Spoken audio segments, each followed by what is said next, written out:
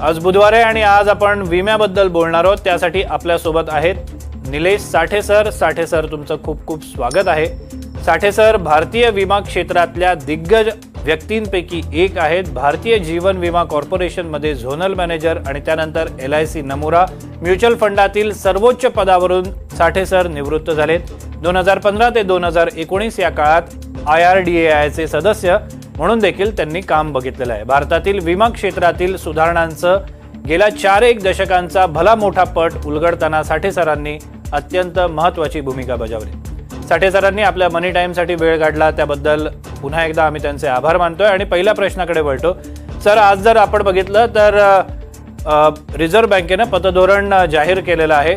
पतधोरणाचा स्टान्स बदललेला आहे. याचा अर्थ पुढील काळात व्याज दरात कपात होणार हे निश्चित झालंय, पण ती कधी होणार याबद्दल अजूनपर्यंत काही माहिती मिळत नाहीये. तुमचं याबाबतचं काय मत आहे आणि आज जी मॉनिटरी पॉलिसी जाहीर झाली त्याचं वेगळेपण किंवा महत्त्व तुम्ही काय सांगाल? पतधोरण हे दर 2 महिन्यांनी रिझर्व्ह बँकेचे गव्हर्नर जे आहेत ते अनाऊन्स करत असतात आणि यावेळेला अपेक्षा ही होती की कदाचित 25 बेसिस पॉईंट्स किंवा 50 बेसिस पॉईंट्स दर कमी होतील की काय. कारण त्याला बॅकग्राऊंड ही होती की फेडनी मागच्या पतधोरणाच्या त्यांच्या रिव्ह्यूमध्ये रेट्स कमी केले. तर त्या पावलावर पाऊल ठेवून भारतामध्ये सुद्धा असं होईल की काय असं वाटत होतं. मात्र भारताची स्थिती आणि अमेरिकेची स्थिती याची तुलना होऊ शकत नाही. एकतर आपल्याकडे महागाई जी आहे ती अजूनही आटोक्यात आली नाही. म्हणजे शक्तिकांता दास साहेबांच्या शब्दातच सांगायचं तर हा वारू जो आहे त्याचे लगाम जास्त टाईट असे धरण्याची गरज आहे. म्हणजे थोडक्यात जोपर्यंत महागाई ही काबूत येत नाही तोपर्यंत आपल्याला व्याजदर कमी होतील, रेपो रेट कमी होतील ह्याची शक्यता दिसत नाही. आणि म्हणून एक शक्यता अशी आहे की जर पुढच्या 2-3 महिन्यामध्ये जर व्याजदर फेवरेबली कमी म्हणजे 4% कमी असे जर आले, व्याजदर नाही महागाईचा दर, तर व्याजदरामध्ये कपात होण्याची शक्यता आहे. आता पुढची मीटिंग कधी आहे तर दर 2 महिन्याने होते. पुढची मीटिंग डिसेंबरच्या पहिल्या आठवड्यामध्ये आहे. त्यावेळेला शक्यता आहे. मात्र पुन्हा तेव्हा सुद्धा महागाईची स्थिती काय आहे ही बघितल्याशिवाय मला वाटत नाही की रिझर्व्ह बँक व्याजदरामध्ये कुठली कपात करेल. पण शक्यता अशी आहे की पुढच्या 1-6 महिन्यामध्ये व्याजदर 50 बेसिस पॉईंटनी कमी होण्याची शक्यता नाकारता येत नाही. कारण जे काही प्रयत्न चालू आहेत ते महागाई आटोक्यात आणण्याच्या दृष्टीने चालू आहेत आणि ते जर यशस्वी झाले तर व्याजदर कमी होतील. सर, पुढच्या प्रश्नाकडे वळताना की बाजाराची रिॲक्शन बघता रिझर्व्ह बँकेच्या पॉलिसीमधनं बाजारात कन्फ्युजन वाढलंय की काय असा एक प्रश्न निर्माण झालेला आहे.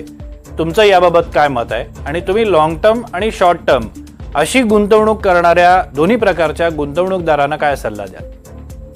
पहिली गोष्ट म्हणजे कन्फ्युजन मी म्हणणार नाही. काय असतं, बाजाराची नेहमी अपेक्षा असते.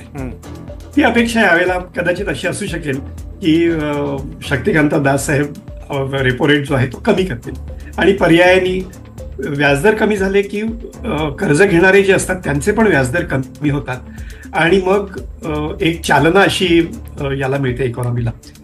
पण तसं झालं नाही आणि म्हणून कदाचित जो सेन्सेक्स सुरुवातीला वर गेला होता तो नंतर झपाट्याने खाली आला. पण हा मला वाटतं फक्त शॉर्ट टर्मचा इफेक्ट असावा. मात्र गुंतवणूकदारांचा विचार केला तर भारताची इकॉनॉमी जी आहे ती अत्यंत स्टेबल आहे. आपले फॉरेन एक्सचेंज रिझर्व्ह जे आहेत ते कधी नव्हे तो खूप मोठ्या पातळीवर आहेत. म्हणजे $700 बिलियन वर गेलेले आहेत आणि आपल्याला 9 महिने फॉरेन एक्सचेंजचं रिपेमेंट करायची आपली आज ताकद आहे, जी एक 2 दशकापूर्वी 15 दिवस सुद्धा पेमेंट करण्याची आपली तयारी नव्हती, ताकद नव्हती.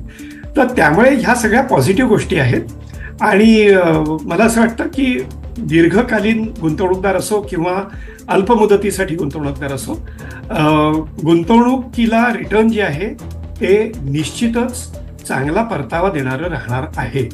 त्यामुळे विशेषतः जे स्टॉक मार्केटमध्ये किंवा म्युच्युअल फंडाच्या इक्विटी स्कीम्समध्ये गुंतवतात त्यांनी अजिबात पुन्हा विचार करायची गरज नाही की रेपो रेट कमी नाही झाला तर मग मी गुंतवू की नाही.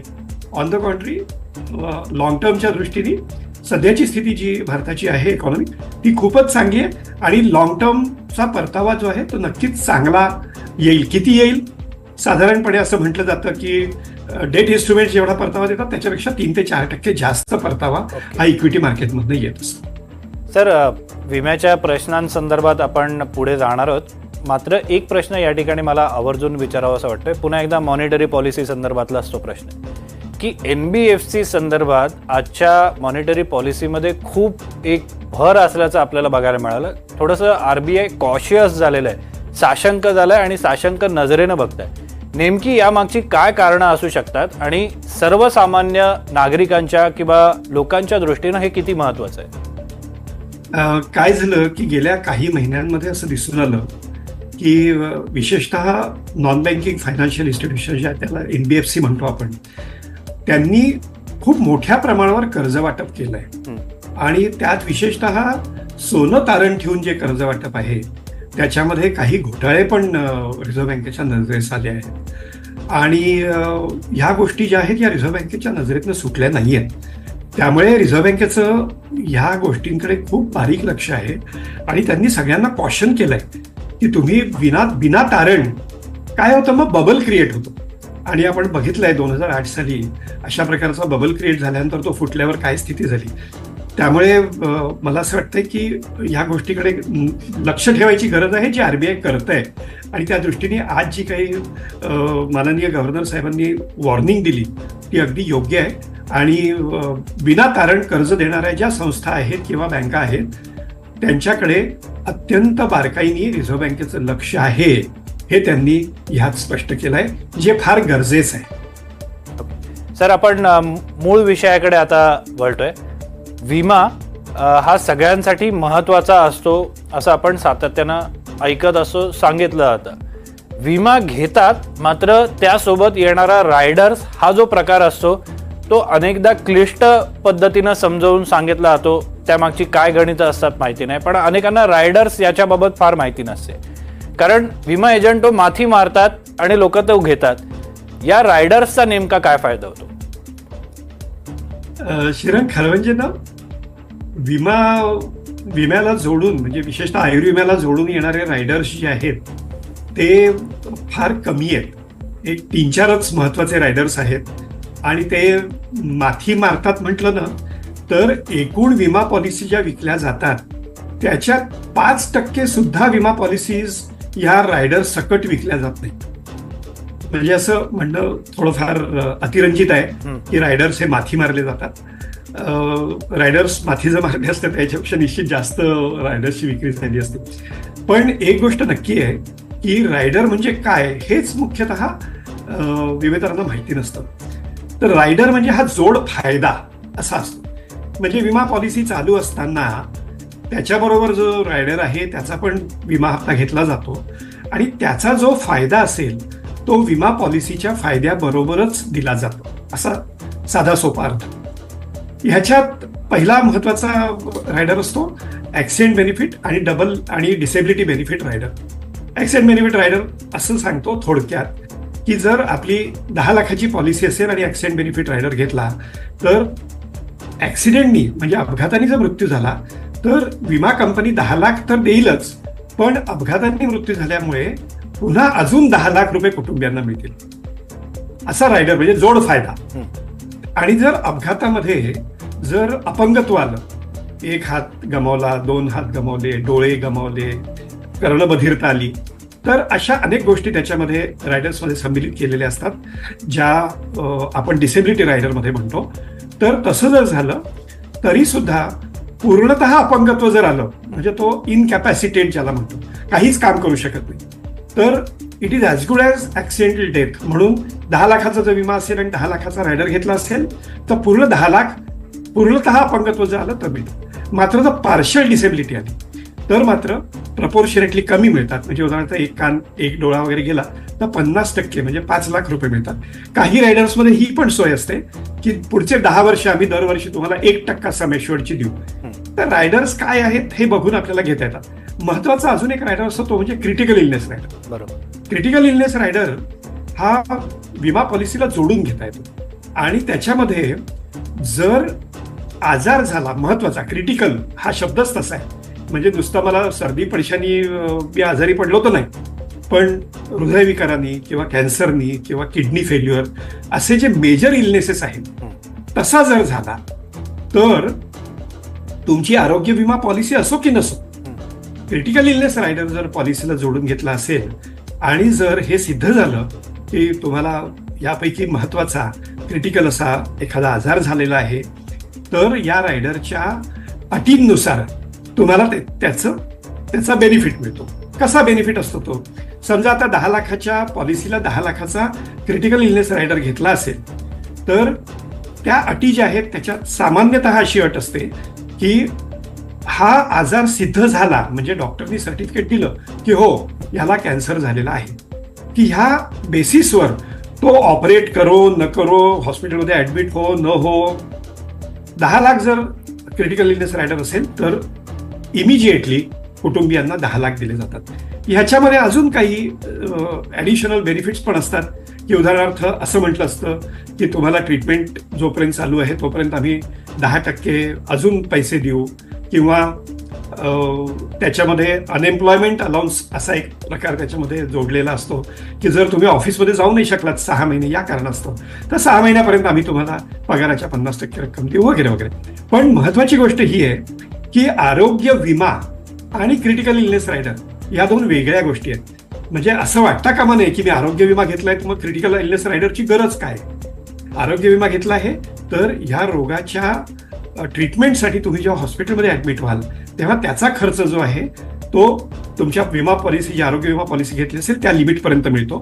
आणि क्रिटिकल इलनेस रायडर जर असेल तर तुम्ही खर्च किती तुमचा झालाय याचा विचार न करता केवळ तो रोग झाला म्हणून ह्या रायडरची रक्कम मिळते. आता बरेचदा असं होतं की हॉस्पिटल व्यतिरिक्त पण बरेच खर्च होतात. अगदी सांगायचं म्हणजे लगेच आपल्या भावा बहिणीला किंवा मुलांना किंवा आई वडिलांना वाटतं की त्या पेशंटला इमिजिएट आपण जाऊन भेटलं पाहिजे. मग विमानाची तिकीट 10,000 असो की 15,000 असो, इमिजिएट आपण तिकीट काढून जातो. आता हा खर्च तर काही तुम्हाला आरोग्य विम्याच्या पॉलिसीमध्ये मिळत नाही.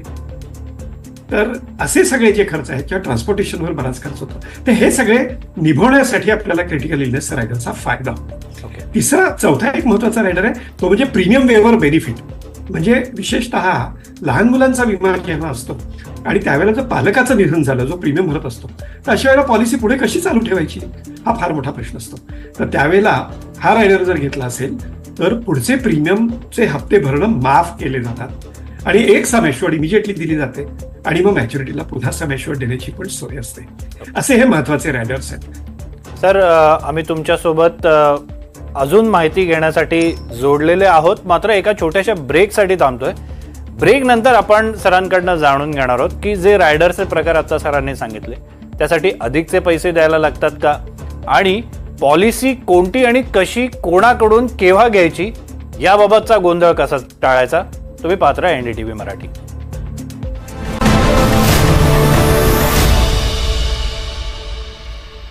ब्रेक नंतर आपलं पुन्हा एकदा स्वागत. आपण पुन्हा एकदा प्रश्नाकडे जाऊया. सर, एक प्रश्न या ठिकाणी आहे की रायडरसाठी अतिरिक्त खर्च येतो का आणि पॉलिसी निवडायची कशी. रायडर हा बेनिफिट आहे त्यामुळे त्याच्यासाठी काही ना काही विमा हप्ता हा भरावा लागणारच. रायडरसाठी साधारण किती खर्च येतो याचा एक अंदाज देतो. वेगवेगळ्या विमा कंपन्या त्याच्यासाठी वेगवेगळे दर लावतात, हे खरं आहे. पण साधारणपणे ऍक्सिडेंट बेनिफिट आणि डबल ऍक्सिडेंट बेनिफिट म्हणजे हा जो मी सांगितलं की जर अपघाती मृत्यू झाला तर दुप्पट पैसे मिळतात, त्याच्यासाठी 1 लाखाला 100 रुपये असा साधारण विम्याचा हप्ता येतो. 10 लाखाची पॉलिसी असेल तर 1,000 रुपये वार्षिक आणि जोपर्यंत विमा पॉलिसी चालू आहे तोपर्यंत तो भरावा लागतो. ह्याच्यामध्ये परमनंट डिसेबिलिटी बेनिफिट पण धरलेला असतो. म्हणजे हे दोन्ही बेनिफिटचे रायडर जे आहेत हे आपल्याला 100 रुपये 1 लाखाला या प्रीमियम मध्ये येतात. आता क्रिटिकल इलनेस रायडरचा जर विचार केला तर काही कंपन्या फक्त 4 मेजर क्रिटिकल इलनेसेस जे आहेत ते कव्हर करतात. म्हणजे उदाहरणार्थ हार्ट अटॅक, पॅरालिसिस, कॅन्सर आणि किडनी फेल्युअर. तर त्यांचा स्वाभाविकच प्रीमियमचा दर कमी असेल क्रिटिकल इलनेसचा. मात्र काही कंपन्या खूप मोठ्या वाईड रेंजवर 20-20, 25-25 क्रिटिकल इलनेसेस सुद्धा कव्हर करतात, तर त्याचा प्रीमियम स्वाभाविकच वाढतो. पण साधारणपणे क्रिटिकल इलनेसचा रायडरचा प्रीमियम जो आहे तो पण 1% किंवा 2% ह्याच्यापेक्षा जास्त सम ॲश्युअर्डच्या येत नाही. आणि प्रीमियमवर बेनिफिटचा पण रायडरचा प्रीमियम हा 1% असतो साधारणपणे.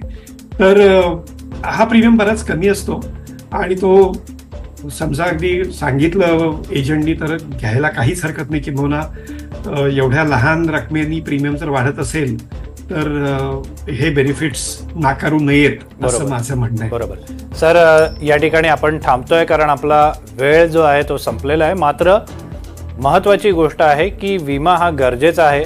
सरांसोबत आपण पुन्हा एकदा वेगळ्या विषयासंदर्भात बातचीत करणारच आहोत. मात्र इथे थांबतोय.